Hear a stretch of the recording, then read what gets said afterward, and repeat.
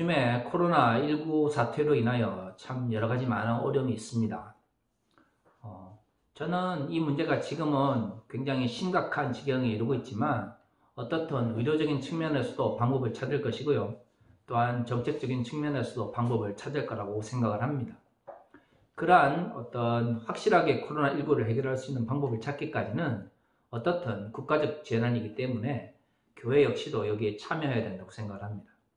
대부분의 교회들은 현재 이 전염병 사태를 맞이해서 국가 정책과 비교적 잘 가고 있습니다만은 몇몇 교회들이 주일에도 모여서 예배를 드리겠다고 또 고집을 부리는 것 같습니다. 사실 생각을 해보십시오. 우리가 예배를 드린다고 하는 것은 하나님을 경배하기 위한 것입니다. 하나님께 우리의 마음을 드리기 위한 것이죠. 하나님께서 우리의 마음을 보시기 때문에 우리가 예배라고 하는 형식을 통하여 우리의 마음을 드리는 것입니다. 그러면 우리의 마음과 우리의 모든 것을 아시는 그분께서 이런 전염병 상태 속에서, 이런 사회적 환경 속에서 우리가 모여서 예배를 드리지 못하는 것을 이해하지 못하실 분일까요? 만약에 우리가 모여서 예배를 드리는 것을 이해하지 못하시는 하나님을 우리가 믿는다면 우리는 성경의 하나님이 아니라 우리가 만들어 놓은 그 어떤 신을 믿는 것일 겁니다. 성경의 하나님은 인격적이신 분이시고요. 사랑의 하나님이시며 공의 가운데서 하나님의 뜻을 이루는 분이다라고 가르치고 있습니다. 사실 회중 모임이라고 하는 것도 그렇습니다. 초대 공동체에서 회중 모임이라고 하는 것은 그 상황에 따라 만들어졌어요. 정해진 어떤 모임 장소가 있었던 것이 아니라 각각의 집에서 모였던 가정교회였고요. 좀 더 신앙의 자유가 있었던 곳에서는 규모가 비교적 큰 집에서 돌아가면서 예배를 드렸습니다. 지금과 같은 예배당의 형태를 가지게 된 것은 기독교가 국교로 인정받고 난 이후입니다. 5세기를 지나서, 다시 말해 기독교가 처음 생겨서 그 400년이 넘는 시간 동안 교회는 건물이 아니라 사람들이었습니다. 그런데 사람들이 엄청 많이 모여서 예배를 드리는 것이 교회는 아니었다는 것이죠. 예수님의 가르침 속에서 알 수 있는 것처럼 두세 사람이 주의 이름으로 모인다고 하는 것 자체가 어떻든 많은 사람들이 모여서 드리는 회중 예배의 수를 의미하는 것은 저는 아니다라고 생각을 합니다.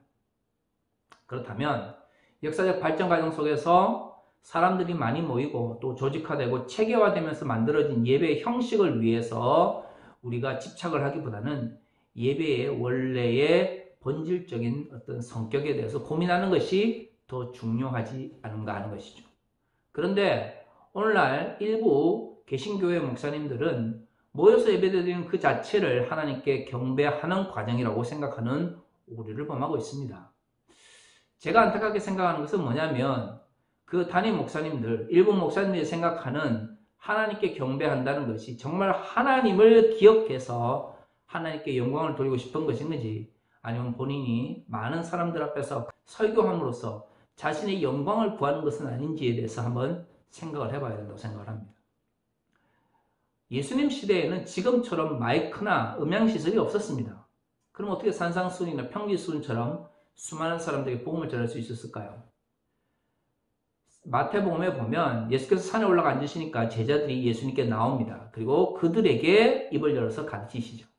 그러면 그들은 예수의 가르침을 듣고 또 그 밑에 있는 사람들, 평기수원이었다면 다른 평야나 아니면 산상수원이었다면 산 아래에 있는 사람들에 들어서 예수의 말씀을 전했을 것입니다. 창조가 가시는 분들이 예수님은 능력이 많으셔가지고 산에서 말씀하시면 밑에까지 다 들리게 하셨다. 나무가 올리고 파동이 어떻고 막 그렇게 설명을 하셨는데, 창조과학은 신학이 아닙니다. 제가 누누이 이야기를 하지만 창조과학은 사이비 신학이에요. 창조과학의 이야기를 지금 우리가 성서를 해석하는데 적용을 하면 성서가 해석이 되지 않습니다. 왜죠? 성서는 문학적 양식 속에서 쓰여진 책이기 때문이죠. 예수께서 12제자를 가르치시고 아마 12제자는 70명을 가르치고 그 70명은 또 나아가서 수많은 사람들에게 복음을 전했을 겁니다. 그렇기 때문에 처음에 사도 바울과 바나바가 복음을 전할 때도 회당에 들어가서 말씀을 전한 거죠. 왜? 사람들이 목소리로서 전할 수 있는 건 한계가 있기 때문에. 그래서 사람들이 좀 모여서 귀를 기울일 수 있는 회당에 들어간 것입니다. 지금과 같이 10,000명, 20,000명에서 모여서 드리는 예배는 마이크폰이 발전되어 있고 또 음양시설이 갖춰져 있는 현대에 들어서나 가능한 현실입니다. 그렇다면 지금 우리가 드리는 예배의 모습은 지금 시대에 맞도록, 엄밀히 말하면 근대 이후의 사회에 맞게 발전한 것이지 그 자체가 하나님을 경배하는 양식은 아니라는 것입니다. 그렇다면 전염병과 같은 사태에 있어서 왜 인터넷 예배를 드릴 수 없습니까? 제가 이렇게 말씀을 드리면 저희 하나세 교회는 처음 만들어질 때부터 온라인 사역을 중심으로 하기 위해서 만들어졌기 때문에 그런 말을 한다 이렇게 생각할 수 있지만 맞습니다. 제가 왜 오프라인 사역을 하지 않냐면 이미 오프라인 사역을 많이 감당하고 있는 교회가 있기 때문이죠. 구태여 저까지 은행에 돈 빌려가지고 대출 받아가지고 교회 건물 또 짓고 그렇게 사역을 할 필요가 없다라고 제가 생각했기 때문에 온라인 사역을 생각한 것입니다. 더구나 경제적인 문제가 끼어들게 되면 제가 원래 전하고자 했던 말씀에 대한 이해도 왜곡이 될 수 있기 때문에 그러한 왜곡들을 피하기 위해서 처음부터 온라인 사역에 집중을 하기로 한 것입니다. 그러면 온라인 사역을 하면 하나님의 영광을 드러낼 수 없고 하나님께 예배를 드리는 것이 아닙니까? 저는 그렇지 않다고 생각을 합니다. 저는 처음부터 예배라고 하는 것이 또한 하나님께 경배한다고 하는 것이 많은 사람들이 모이는 것이 아니라 말씀을 바르게 이해하고 주의 이름으로 기도하며 주의 말씀을 전하는 것이라고 생각했기 때문에 온라인 사역을 하기로 결정을 한 것입니다. 많은 교회가 전염병이 도는 이 시점에서 굳이 회중 예배를 드려야겠다고 생각하는 게 정말 하나님께 경배하기 위한 것인지 아니면 목사님들이 헌금이나 아니면 다른 목적 때문에 그것에 집착하지 않는지 좀 묻고 싶습니다. 아니면 보다 더 근본적인 문제, 혹시 10,000명, 20,000명 되는 대형교회, 아니 수십만 명이 되는 대형교회의 목적이 하나님을 경배하는 것이 아니라 목사를 숭배하기 위한 것은 아닌지 이번 기회에 진지하게 물어봐야 된다고 생각을 합니다. 어떤 교회들은 이번 기회에 가정 예배의 의미를 더 깊게 하기 위해서 온라인 예배마저도 포기하는 교회를 보았습니다. 루터 교회에서 그런 결정을 했다는 것이 개혁교회를 지향하는 제 입장에서는 굉장히 부끄럽게 생각을 합니다. 사실 그런 루터파 교회에서 그런 결정을 하기 전에 깔뱅 주인이 개혁 주인이라고 먼저 외치는 곳에서 예배가 형식이 아니라 우리의 마음을 드리는 과정이라는 것을 먼저 교단적 차원에서 선포를 했다면 저는 굉장히 기뻐했을 것입니다. 하지만 타 교단에서 그러한 결정을 내리는 교회들을 보면서 과연 우리가 말하는 깔뱅주의나 개혁주의는 무엇인지에 대해서 다시 한번 생각하게 되었습니다. 저는 한국의 보수적인 교회들이 많은 경우 하나님을 경배하기 위해서 교회를 하는 것이 아니라 목사의 숭배를 더욱더 집중해서 하기 위해서 목회를 하는 것이 아닌가라는 의구심이 듭니다. 제가 오늘 본문을 읽으면서 왜 이런 이야기를 하냐면 오늘 우리가 읽은 본문은 바나바와 바울이 제1차 전도여행을 끝나고 제2차 전도여행을 떠나기 직전에 갈라지는 사건을 기록하고 있기 때문입니다. 자, 오늘의 본문을 봅시다. 바울과 바나바가 안디옥 교회의 요청으로 다시금 전도여행을 떠나게 됩니다. 오늘 본문을 다시 읽어보면 안디옥 교회가 바울과 바나바에게 1차 전도여행 때 세워진 교회를 더욱더 강건하게 하고 그들을 위로하도록 하기 위해서 다시금 떠나줄 것을 이야기를 합니다. 우리가 지난주까지 살펴본 것처럼 제1차 전도여행은 굉장히 놀라운 일들이 많이 일어났었습니다. 유대인 회장에 들어가서 예배를 인도하면서 말씀을 전했는데요. 많은 이들이 바울과 바나바의 이야기에 귀를 기울였고 더욱더 놀랐던 것은 바울과 바나바가 생각지도 않았던 비유대인들 가운데서도 예수의 말씀을 듣고 회개하는 일들이 일어났기 때문입니다. 하지만 우리가 잘 아는 것처럼 제1차 전도여행은 많은 성과가 있는 전도여행이었지만 동시에 많은 실패를 경험한 전도여행이었습니다. 왜죠? 복음을 전하고 어느 정도 규모가 커지면 그 주변에 있던 유대인들이 주변에 있는 사람들을 꼬셔가지고 어떻게 했습니까? 바울과 바나바를 몰아냈습니다. 쫓아냈습니다. 키프로스의 사역은 말씀을 전하고 성과가 나고, 하지만 유대인들의 반대로 인하여 또한 실패를 경험하는 사역이 반복되었던 것이죠. 제2차 전도 여행을 떠날 것을 강구했다고 하는 것은 그럼에도 불구하고 키프로스에서 있던 많은 사람들이 예수를 믿고 신앙생활을 하기로 결심했다는 것을 알 수가 있습니다. 그러니까 제1차 전도 여행이 끝나고 그러한 좋은 소문들이 안디옥 교회를 중심으로 하는 교회에 전파되니까, 또한 바울과 바나바를 처음 보냈던 곳에서 다시금 키프로스에 가서 그들을 위로하고 복음으로 말씀을 전할 것을 이야기한 것이겠죠. 근데 여기서 문제가 생깁니다. 바나바는 마가라고 하는 요한을 데리고 가자라고 이야기를 하고, 바울은 이것을 반대합니다. 제1차 전도 여행 때 마가는 바나바와 바울과 함께 키프로스에서 복음을 전했습니다. 바나바와 마가가 친척이었다고 알려져 있는데요. 여러 가지 이유로 그 마가를 데려갔을 거라고 생각을 합니다. 제 개인적으로는 어떻게 생각을 하냐면, 이 키프로스라고 하는 지역이 이 타인들에게 굉장히 배타적인 지역이었을 거다라고 생각을 합니다. 일단 섬이었고요. 근대의 역사를 보면 알 수 있지만, 키프로스는 이탈리아 내에서도 그리고 그리스 지역 속에서도 굉장히 멸시를 받던 지역이었습니다.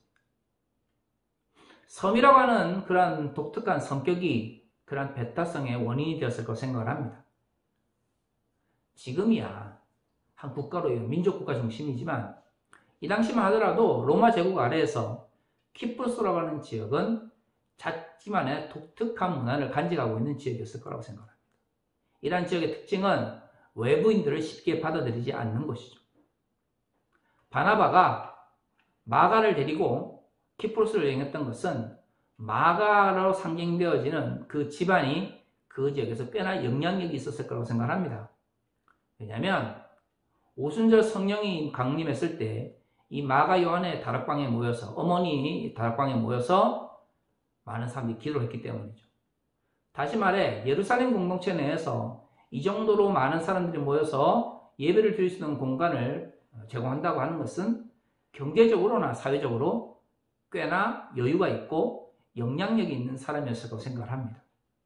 그런데 원래 이 사람들의 출신이 예루살렘 지역이 아니었을 가능성이 큰 것이죠. 유대인이긴 하지만 바울처럼 전통적인 예루살렘 유대인이 아니라 흩어져 있었던 디아스포라 유대인들이었을 가능성이 큽니다. 유대인입니다. 키프로스를 거점으로 성장을 했습니다. 그러니까 키프로스가 가지고 있는 배타성과 그곳 유대인들이 겪고 있는 어려움에 대해서 누구보다도 잘 알고 있었겠죠. 그러니까 이러한 것들을 효율적으로 활용하기 위해서 당시 영향력이 있는 마가라고 하는 사람으로 상징되어지는 그 집안의 도움을 받기를 원했는데, 곱게만 자랐던 이 마가 요한이 제1차 전도여행 때 힘이 들어서 밤밀리아에서 바나바와 바울을 떠나갑니다. 제2차 전도여행의 원래 목적은 제1차 전도여행 때 세워졌던 교회를 굳건하게 하는 것이었습니다. 그러니까 바나바 입장에서는 그런 생각을 했겠죠. 누구보다 이 지역을 잘 안다고 생각했기 때문에 마가가 비록 그들을 떠나갔지만 그럼에도 불구하고 여전히 그 영향력이 필요하다고 생각을 했을 겁니다. 실제로 바울과 바나바의 전도여행을 잘 분석해보면, 1차 전도여행을 잘 분석해보면 이 초반에 복음을 전할 때보다 후반으로 넘어갈수록 굉장히 어려움을 많이 겪고 실제로 바울 역시 돌에 맞아 죽을 경험도 합니다. 배타성이 강한 지역에서 지역 사람이 아닌 경우, 특히 바울과 같은 외지인인 경우는 굉장히 거부감이 생길 수밖에 없는 것이죠. 마가라고 하는 사람은 그러한 거부감을 없애는데 일정 부분 역할을 감당했을 겁니다. 저는 바나바라고 하는 사람이 단순히 마가가 친척이었기 때문에 데려가고자 하고 고집을 부렸을 거라고 생각하지는 않습니다. 우리가 잘 아는 것처럼 바울과 바나바가 오늘 이 마가 요한 때문에 갈라지긴 하지만 그 이후에 사도행전이 바울을 중심으로 기록되긴 하지만 바나바의 영향력이 사라지지는 않았습니다. 고린도전서에서 보면 바울의 2차, 3차 전도 여행 기간에서도 바나바에게서 복음을 들었던 사람들이 당시 초대교회 공동체, 특히 이 헬라 지역에서 세워졌던 공동체, 기독 공동체에서 굉장히 중요한 역할을 감당했다는 걸 알 수가 있고요. 그렇기 때문에 바울에게서 그리고 바나바에게서 배웠다고 하는 것이 고린도 교회의 분열의 중요한 원인이 되었을 것입니다. 또 다른 예는 히브리서의 저자가 지금 알려져 있지 않은데요. 초대교회 전성을 보면 바나바가 썼을 거라고 하는 전성이 꽤 남아 있습니다. 그 말은 비록 사도행전과 이후에 바울의 서신서에서는 바나바의 사역에 대해서 찾아보기는 힘들지만 어떤 초대교회 공동체에 있어서 전성 속에 바나바의 역할이 꽤나 중요했다는 것을 우리가 알 수가 있는 것이죠. 그 말은 비록 바울과 바나바가 마가 요한의 문제로 갈라지긴 했지만 그래서 바울을 중심으로 복음이 기술되긴 하지만 바나바 역시도 초대 공동체에서 굉장히 중요한 역할을 감당했다는 것입니다. 이런 사람이 만약에 친척이기 때문에 혈족이기 때문에 마가 요한을 만약에 옹호했다면 그런 사람이 초대 공동체에서 존경을 받을 수 있을까요? 저는 그렇게 생각하지 않습니다. 바나바가 친척이기 때문에 분명 마가를 두둔했었다는 측면이 분명히 존재했겠지만 바나바 입장에서는 분명 마가로 상정되어지는 지역적인 영향력도 신경을 썼을 겁니다. 1차 전도행에서 굉장히 어렵게 복음을 전했고 그런 것을 상쇄하기 위해서 어떻게 했습니까? 마가를 데려가기로 한 것이죠. 하지만 바울의 입장에서는 마가가 그렇게 탐탁지 않았던 것입니다. 재미난 것은 바울과 바나바가 싸우고 나서 바나바는 마가를 데리고 키프로스로 가서 원래 안디옥에서 요청했던 대로 그 지역 교회를 안전하게 하고 위로를 했다면 바울은 신라를 데리고 다른 지역, 다시 말해 우리가 잘 아는 것처럼 제2차 전도 여행의 중심이었던 헬라 지역을 향하여 복음을 전하러 갑니다. 여기서 말하는 헬라 지역이라고 하는 것은 소아시아 지역을 이야기하는 것이죠. 다시 말해서 바울이 이렇게 생각을 할 수 있었던 것은 제1차 전도여행 때 복음을 전하면서 교회를 굳건히 하는 것이 중요하다고 생각을 했지만 바울이 좀 더 유연한 생각을 가지고 있었기 때문입니다. 바나바와 마가가 키프로스에 간 입장에서 본인 역시 지금 서로 다른 생각을 가지고 있는 이러한 입장에서 같이 가서 부딪히는 것보단 다른 지역에서 복음을 전하는 것이 더 적절하다고 생각하는 것이죠. 하나님의 나라를 향해 달려고자 하는 마음은 똑같지만 구체적인 방법에서 뜻을 같이 할 수 없었기 때문에 갈라진 것입니다. 분열이라고 하는 것이 물론 좋지 않은 경우가 많지만 때로는 뜻을 같이 하지 못하는 사람들이 함께 모여서 어쩔 수 없이 뭔가를 한다고 할 때 굉장히 조심해야 됩니다. 한국의 보수적인 정치 집단을 보십시오. 서로 뜻을 다르게 하고 정책 이념이 다름에도 불구하고 이익 때문에 모여서 정치 집단을 만듭니다. 우리는 그러한 정당을 향해서 굉장히 욕도 많이 하고 비판도 많이 합니다. 하나님의 나라는 어떨까요? 무조건 모이고 무조건 많은 숫자로 그냥 모여서 일을 해야만이 하나님의 나라를 위한 것일까요? 그렇다면 바울과 바나바의 분열은 잘못된 것이죠. 하지만 우리가 잘 아는 것처럼 바나바는 바나바의 역할을 감당하고 바울은 바울의 역할을 감당했습니다. 뜻을 다룬다는 것이 반드시 나쁜 것이 아닌 것이죠. 뜻이 다르기 때문에 또 다른 측면에서는 그 뜻을 같이 하는 사람들이 모여서 다른 사역을 할 수가 있는 것입니다. 한국 사회는 집단주의 문화가 굉장히 강합니다. 개발 독재를 거쳤고 군사 독재의 영향으로 인해서 뭔가 하나됨, 통일성, 통합 이런 거 엄청 좋아합니다. 하지만 민주사회는 하나의 뜻으로 하나의 방향으로 나가는 것이 민주주의가 아닙니다. 민주주의는 다양성을 추구하고 민주적 다양성이 활발하게 확보되어질 때 그 사회는 좋은 사회라고 하는 것이죠. 많은 한국의 구성원들이 아직도 뭔가 사회적으로 다양성이 분출되면 국론이 분열되느니 사회가 혼란스럽다는 이야기를 합니다. 4천만 명, 5천만 명이 모여서 사는 사회에서 어떻게 한 사람, 모든 사람들이 똑같은 방향으로 나갈 수 있습니까? 그거는 군사 독재 시대나 가능한 겁니다. 민주주의를 살아가는 사람들이 민주주의가 뭔지도 알지 못하는 상태에서 그런 식의 발언을 하는 것은 굉장히 잘못된 것입니다. 교회는 어떨까요? 하나님의 나라라고 하는 것이 한 목사님이나 한 종교 지도자들이 꿈꾸는 그 하나님의 나라가 모든 이들에게 동일하게 적용돼야 되는 하나님의 나라입니까?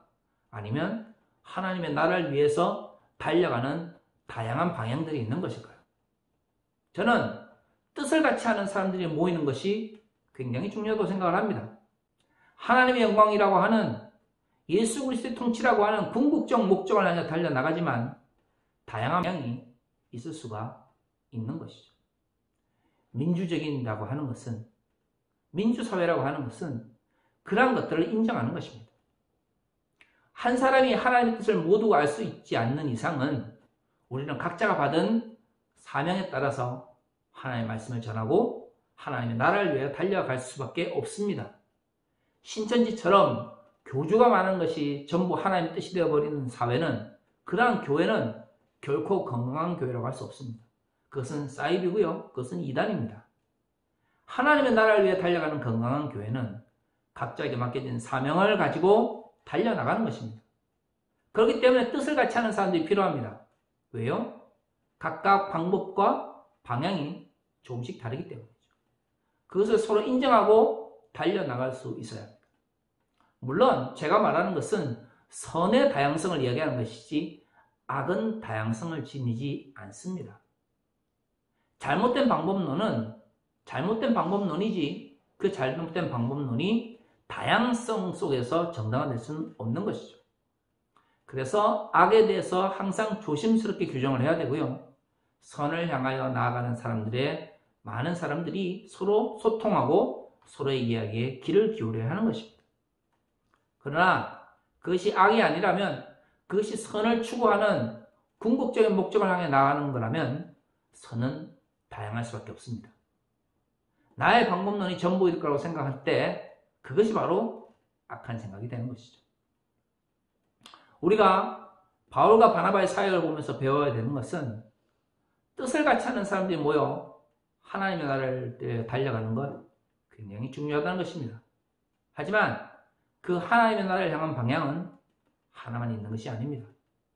성경의 기록 속에서 바나바와 마가 요한이 사라졌다고 하더라도 그것이 곧 하나님께서 그들을 버리셨다는 의미는 아닙니다. 바울이 그 시대에 더 적합한 방향으로 나아갔다고 하는 것이죠. 나중에 베드로 전서를 보면 마가 요한에 대한 이야기가 다시 나옵니다. 베드로가 마가 요한을 얼마나 아꼈는지에 대한 이야기가 베드로 전서를 통해 알 수가 있는 것이죠. 성경에 많이 기록되어 있지 않다고 해서 하나님께서 그들을 잊어버리시거나 그들의 사역이 잘못된 것이 아닙니다. 저는 한국 교회가 제발 하나의 방법에 매몰되지 않았으면 좋겠습니다. 하나님께 경배드리는 게 중요하니까 무조건 회중 예배를 드려야 되고, 전염병이든 뭐든 간에 우리가 모여 예배 드리는 것이 곧 하나님의 영광이라고 생각하는 그런 왜곡된 생각들이 하나님의 나라를 향하여 달려가고자 하는 발걸음을 막고 있는 것이죠.